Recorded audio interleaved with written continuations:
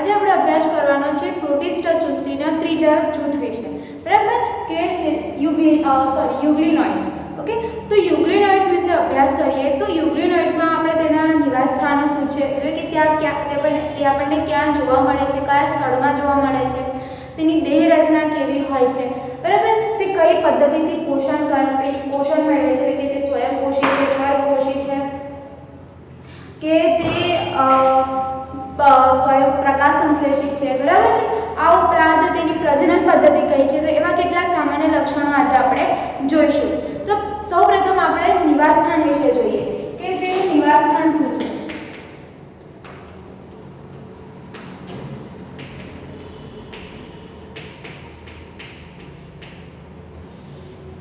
બરાબર છે, નિવાસસ્થાન જોઈએ તો આગળના જે આપણે બે જૂથ જોયા, કયા ક્રાઇઝોફાઇટ્સ અને ડાયનોફ્લેજેલેટ્સ, એ બંને આપણને દરિયાઈ પાણીમાં દરિયાઈ પર્યાવરણમાં જોવા મળતા હતા. આ ઉપરાંત મીઠા પાણીમાં પણ જોવા મળતા હતા. જ્યારે જે યુગ્લિનોઇડ્સ જૂથના જે સજીવો છે તે માત્ર આપણને મીઠા પાણીમાં જોવા મળે છે, એ પણ કેવા સ્થગિત મીઠા પાણીના. સ્થગિત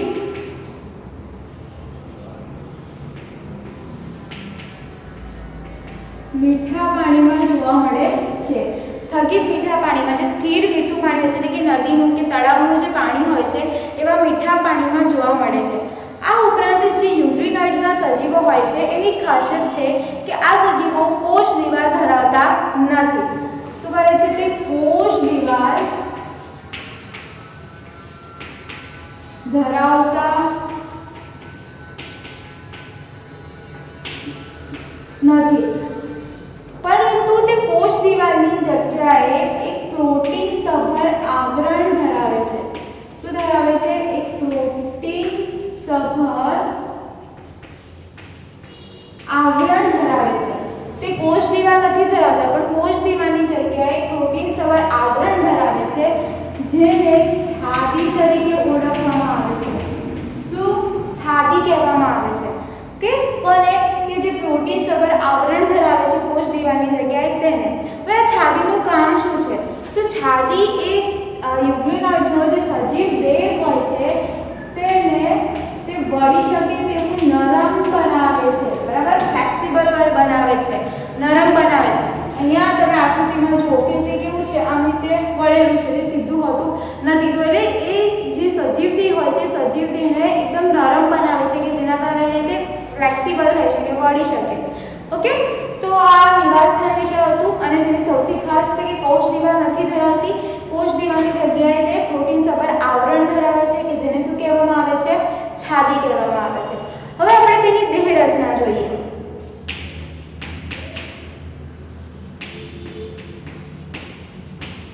તો દેહ રચનામાં આપણે જ્યારે ડાયનોફ્લેજેલેટ્સ જૂથ વિશે અભ્યાસ કર્યા હતા તો તે ડાયનોફ્લેજેલેટ્સમાં જોયું હતું કે ડાયનોફ્લેજેલેટ્સના જે સજીવો હોય છે તે બે પ્રકારની કશા ધરાવે છે, બરાબર. એક કેવી હતી? આયામ ધરીએ ગોઠવાયેલી હતી અને બીજી જે હતી તેની દીવાલની તકતીમાં આડી ગોઠવાયેલી હતી. તો જે અહીંયા યુગ્લિનોઇડ્સના જે સજીવો હોય છે એ પણ બે પ્રકારની કશા ધરાવે છે. કેટલી? બે પ્રકારની કશા ધરાવે છે. બે કશા ધરાવે, જેમાં એક કેવી હોય છે? લાંબી હોય છે અને એક ટૂંકી હોય છે. બે કશા ધરાવે છે, એક લાંબી હોય છે અને એક ટૂંકી હોય છે. આ ઉપરાંત તેની ખાસ વાત એ છે કે જેવી રીતે ઉચ્ચ કક્ષાની જે વનસ્પતિ હોય છે એ ઉચ્ચ કક્ષાની વનસ્પતિમાં જેવી રીતે જે રંજક દ્રવ્ય જોવા મળે છે, બરાબર, હરિત દ્રવ્ય, ઓકે, હરિતકણ જોવા મળે છે, તો એવી જ રીતે જે યુગ્લિનોઇડ્સના સજીવો છે એ યુગ્લિનોઇડ્સના સજીવોમાં પણ એ રંજક દ્રવ્ય જોવા મળે છે કે જેના કારણે તે પ્રકાશની હાજરીમાં પ્રકાશ સંશ્લેષણની ક્રિયા કરી શકે છે, બરાબર છે. કેમ? કારણ કે તે ઉચ્ચ કક્ષાની વનસ્પતિમાં જેવા રંજક દ્રવ્ય જોવા મળે છે તેવા રંજક દ્રવ્ય યુગ્લિનોઇડ્સના સજીવોમાં પણ જોવા મળે છે, જેના કારણે તે પ્રકાશની હાજરીમાં પ્રકાશ સંશ્લેષણની ક્રિયા કરી શકે છે. ઓકે, આ ઉપરાંત તે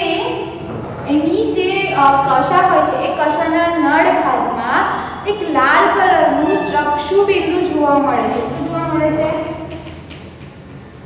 લાલ રંગનું ચક્ષુબિંદુ અથવા તો આંખ બિંદુ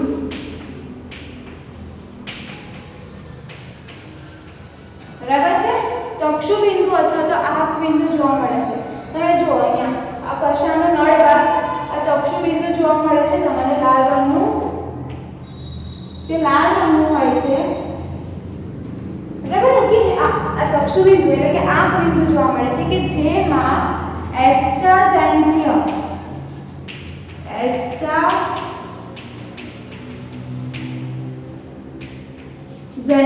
નામનું રંજક દ્રવ્ય આવેલું હોય છે શું છે એસ્ટ્રાઝેન્થિયમ નામનું રંજક દ્રવ્ય તેમાં આવેલું હોય છે ઓકે તો તેની દેહ રચના કેવી હોય છે તો બે કશા ધરાવે છે લાંબી અને ટૂંકી ઓકે અને ઉચ્ચ કક્ષાની વનસ્પતિમાં જે રીતે રંજક દ્રવ્ય જોવા મળે છે કે હરિતકણ એવી જ રીતે યુગ્લિનોઇડ્સ જૂથના સજીવોમાં પણ એ રંજક દ્રવ્ય જોવા મળે છે જેના કારણે તે પ્રકાશની હાજરીમાં પ્રકાશ સંશ્લેષણની ક્રિયા કરી શકે છે હવે તે પ્રકાશની હાજરીમાં પ્રકાશ સંશ્લેષણની ક્રિયા કરી શકે એનો મતલબ તે કેવા સજીવો થયા સ્વયંપોષિત થયા ઓકે હવે લાલ રંગનું ચક્ષુબિંદુ જોવા મળે છે આંખ બિંદુ કે જેમાં એસ્ટ્રાઝેન્થિયમ નામનું રંજક દ્રવ્ય આવેલું હોય છે શું છે એસ્ટ્રાઝેન્થિયમ નામનું રંજક દ્રવ્ય આવેલું હોય છે તો હવે આપણે તેની પોષણ પદ્ધતિ જોઈએ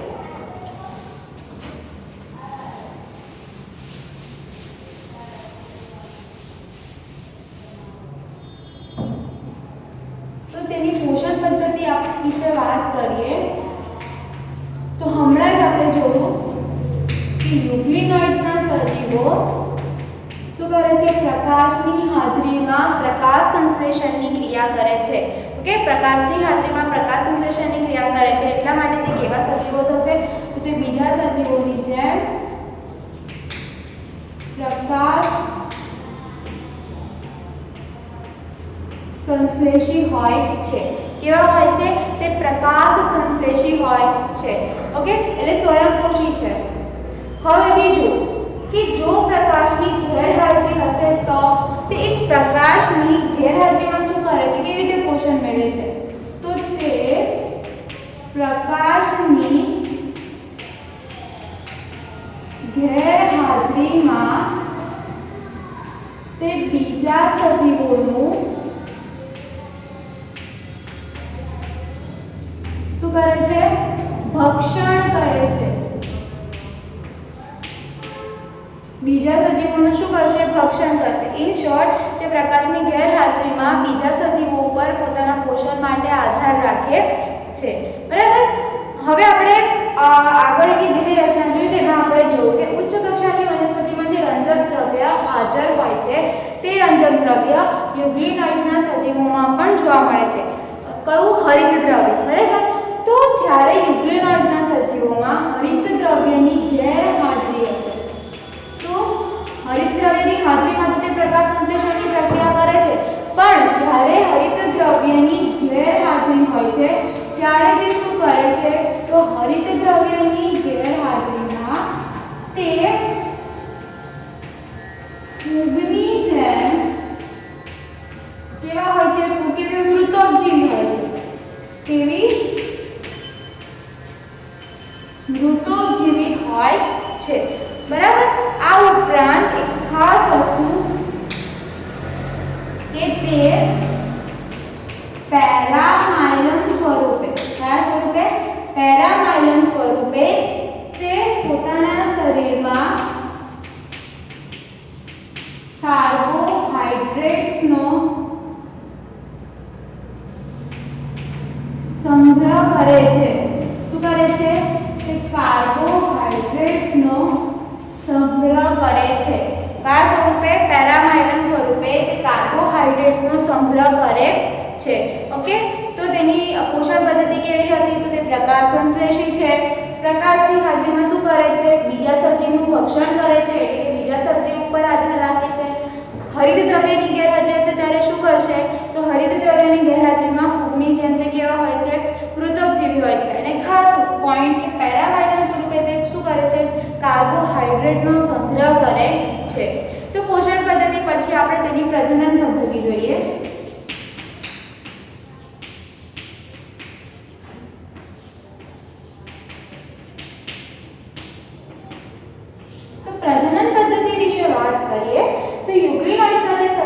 હોય છે એ યુગ્લિનોઇડ્સના સજીવો પ્રજનન કેવી રીતે કરે છે તો તમને ખ્યાલ હશે આગળ પણ મેં ક્રાઇસોફાઇટ્સ અને ડાયનોફ્લેજેલેટ્સના સજીવો વિશે જ્યારે એના લક્ષણો વિશે અભ્યાસ કર્યો તેમાં કીધું કે પ્રજનન મુખ્યત્વે બે પદ્ધતિથી થાય એક અલિંગી પ્રજનન પદ્ધતિ અને એક લિંગી પ્રજનન પદ્ધતિ હવે એવા જે યુગ્લિનોઇડ્સના સજીવો હોય છે એ મુખ્યત્વે અલિંગી પ્રજનન પદ્ધતિથી કરે છે અલિંગી પ્રજનનમાં પણ તે કોષ વિભાજનથી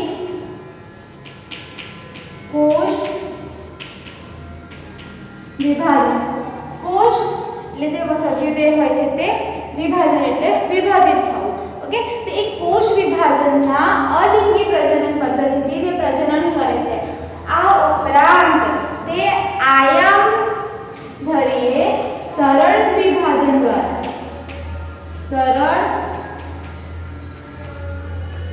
દ્વિભાજનની પદ્ધતિથી પણ તે અલિંગી પ્રજનન કરે છે બરાબર છે સરળ દ્વિભાજન દ્વારા દ્વિભાજન એટલે શું દ્વિ એટલે બે ભાજન થવું એટલે ભાગ પડવા બરાબર છે એટલે આ કોઈ સજીવ દેહ હશે તો આયામ ધરીએ તેનું સરળ દ્વિભાજન થાય છે એટલે બે એનો સજીવ દેહ જે હોય છે તે બે કોષોમાં તેનું વિભાજિત થાય છે બરાબર છે તો આવી રીતે સરળ દ્વિભાજન દ્વારા પણ તે અલિંગી પ્રજનન કરે છે આ ઉપરાંત જે યુગ્લિનોઇડ્સના સજીવો હોય છે તે તેના સજીવ દેહની ફરતે ત્રિસ્તરીય રક્ષણાત્મક કવચ ધરાવે છે શું કરે છે તે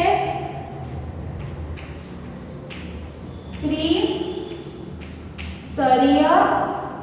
કવચ ધરાવે છે કેવું કવચ રક્ષણાત્મક કવચ ત્રિસ્તરીય રક્ષણાત્મક કવચ ધરાવે છે ઓકે તો આ યુગ્લિનોઇડ્સના કેટલાક લક્ષણો હા તેના ઉદાહરણો જોઈએ તો તેના ઉદાહરણો છે યુગ્લિના પેરાનિમ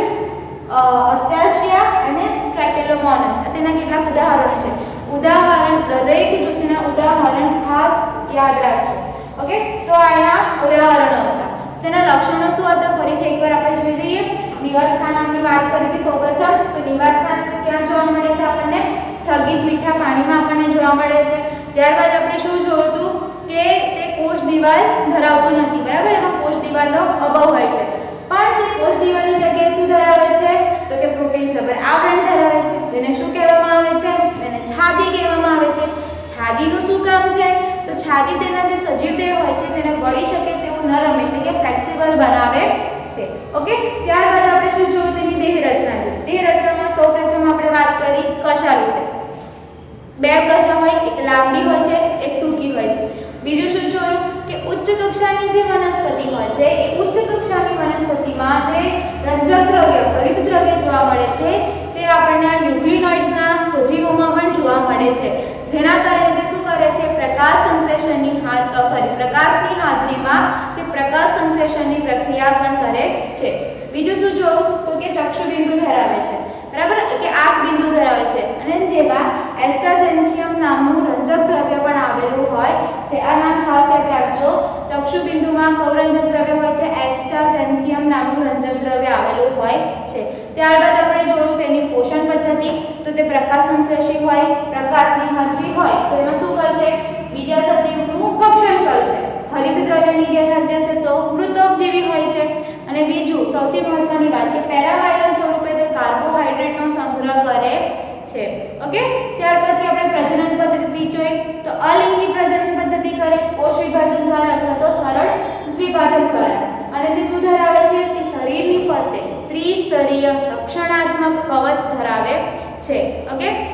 ઉદાહરણો તેના કયા જોયા તો યુગ્લિના પેરાનિમા એસ્ટાસિયા અને ટ્રેકેલોમોનસ ઓકે તો આ હતું યુગ્લિનોઇડ્સના સજીવો વિશે હજી એક જૂથ છે સ્લાઇમ મોલ્ડ તે આપણે નેક્સ્ટ લેક્ચરમાં જોઈશું થેન્ક યુ